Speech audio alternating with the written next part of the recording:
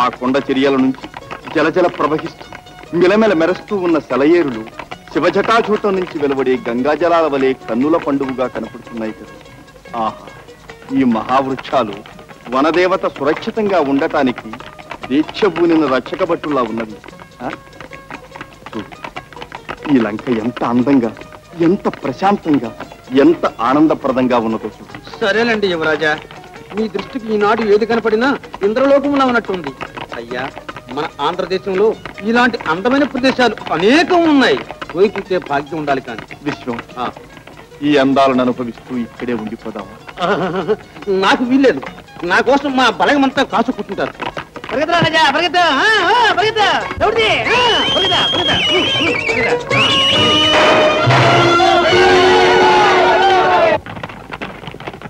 యాగు అడుగు ముందుకు వేసావా అమ్మాయి కనిపిస్తావు.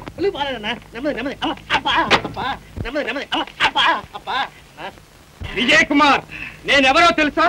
నువ్వెవరో అయితే నాకే ఎందుకు నిర్బంధం? ఇప్పుడు నీవు ఈ ఉగ్రసింహుడికి అతి ముఖ్యమైన అతిథివి. నువ్వేనా బందిపోటు ఉగ్రసింహుడివి? అవును, ఆ బందిపోటును నేనే. కానీ నీ దగ్గర దోచుకోదగింది ఏమీ లేదు.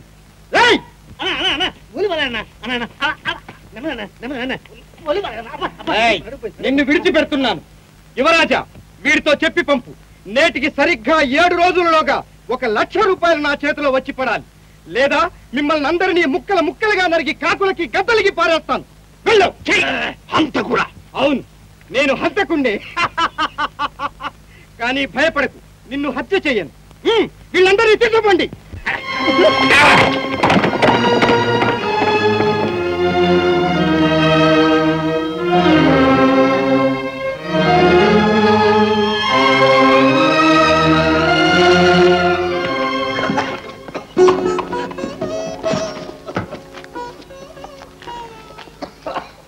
యువరాజా, యువరాజా, మన ముక్కుల్లోంచి వచ్చే గాలి తప్ప మరే ఇతర గాలి గుహలోకి వచ్చేటట్లేదే.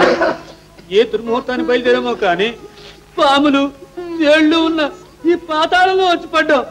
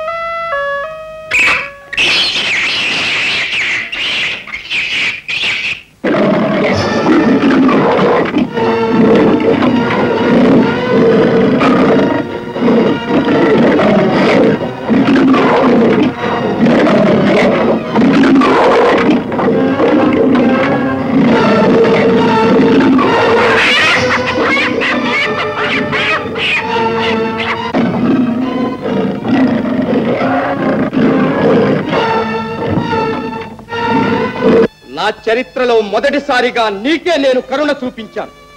కానీ ఈనాటికి కూడా నీ మనుషులు డబ్బు తీసుకురాలేదని నా అనుచరులు తిరిగి వచ్చేశారు. ఇక నా పని ప్రారంభించవలసింది. ఉగ్రసింహ, ఏదో మంత్రం జరుగుతుంది. వస్తాడు, మావాడు తప్పకుండా డబ్బు తెస్తాడు. కాస్త ఓపిక.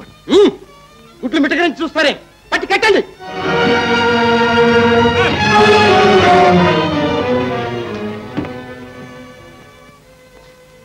ఏమిటి నీ ఉద్దేశం? నీ చెవుల్ని కోసి నా కోరికను నిర్లక్ష్యం చేసిన నీ బంధువులకు బహుమతిగా పంపిస్తాను. నా చెవులా? చెవులు కాకపోతే ముక్కు కోయమంటావా, గుడ్లు పెకలించమంటావా? అంత పనెందుకయ్యా? సులభంగా గుర్తు తెలవాలంటే మా అయ్యగారి నొక్కుల చుట్టూ కాస్త కత్తిరించి పంపండి, అదే చాలు. చక్కటి ఆలోచన. నీ వంతు వచ్చినప్పుడు నాతో అధిక ప్రసంగం చేసిన నీ నాలుకను కోసి నీ బంధువులో పంపుతాను. తల గట్టిగా పట్టండి.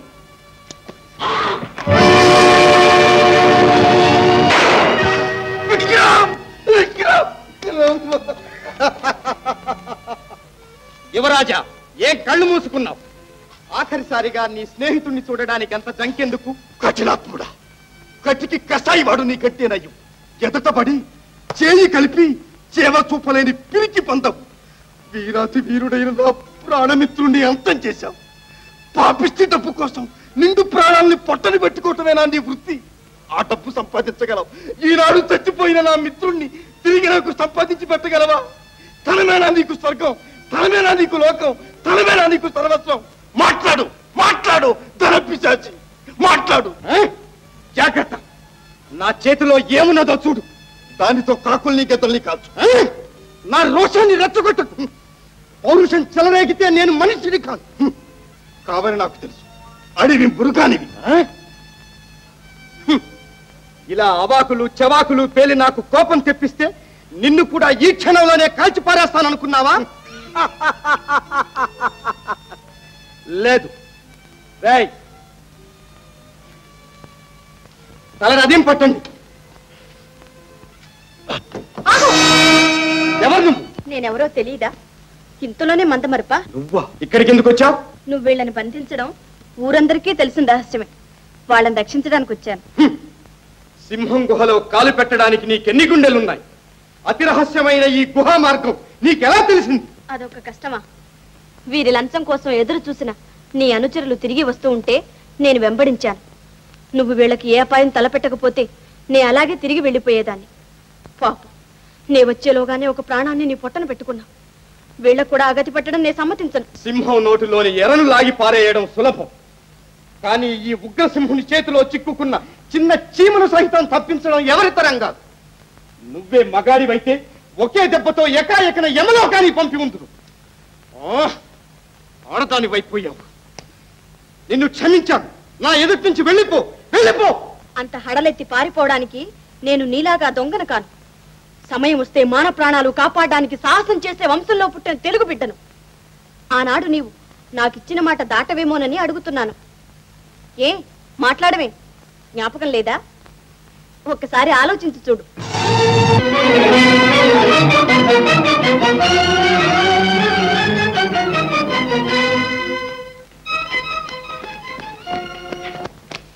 అమ్మా, ఇక్కడికి ఎవరైనా వచ్చారా? ఎవరు? ఇటువైపు ఒక మనిషి. మనిషేనా? మనిషి ఆమె పిల్లడు.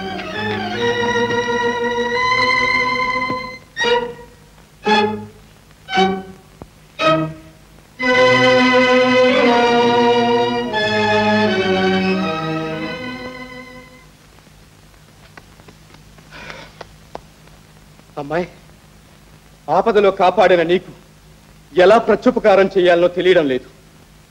నీకేం కావాలన్న కోరుకు. నువ్వెవరవయ్యా? నన్నే ఎరగవా? ఉగ్రసింహం. బాబాయ్! అమ్మాయి ఆగు, నీకెలాంటి అపకారం చెయ్యను. ఇలా రా. ఎందుకు? నీవు చేసిన ఈ ఉపకారానికి కావాలంటే నా ప్రాణాన్నైనా ఇస్తాను. నీకు ఎప్పుడు ఏం కావాలన్నా అడుగు, తప్పక చేస్తాను. అవును, నిజమే. ఈ ఉగ్రసింహుడు ఇంతవరకు ఆడి తప్పలేదు, ఇక మీదట తప్పడు. నేను సహాయం చేస్తానన్నది నీకు. కావాలంటే నీకోసం నా ప్రాణాలైనా ఇస్తానన్నాను, కానీ వీళ్ళ కోసం కాదు. చూడమ్మాయి, ఇది నీకు సంబంధించిన విషయం కాదు. నువ్వు వెళ్ళు. ఉగ్రసింహ, నీ పేరు చెప్తే నిద్రపోయే పసిపిల్లలు కూడా తుళ్ళి పడతారు. కానీ నువ్వు ఇచ్చిన మాట తప్పించుకోవడానికి తప్పుడు ఎత్తులెత్తుతున్నావు. నీకు సిగ్గు లేదు? ఇదేనా నీ పౌరుషం? ఇదేనా నీ ప్రత్యుపకారం? ఉండుండి నీలాంటి వాడికి చేశాను ఉపకారం. నువ్వు ఒక మనిషివేనా? నేను వస్తాను. అమ్మాయి ఆగు. నీ ఇష్ట ప్రకారమే వీళ్ళిద్దరిని విడుదల చేస్తున్నాను.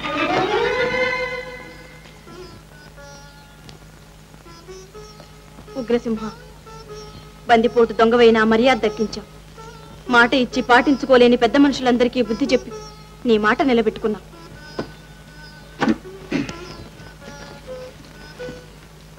నా కృతజ్ఞత నీకే విధంగా తెలపాలో తెలియటం. ధైర్య స్థైర్యాలను ప్రతిబింబించే నీ ముఖం చూస్తే చావును సైతం సంతోషంగా సత్కరించగలగమనే ఆశ కలుగుతోంది. నీ సహాయం నేను ఎన్నటికీ మర్చిపోలేదు. వస్తా. ఆగండి. వాళ్ళ కళ్ళకు గంతలు గట్టి తీసుకెళ్ళండి. ఉగ్రసింహ, చాలా సంతోషం. నేను వెళ్ళొస్తాను.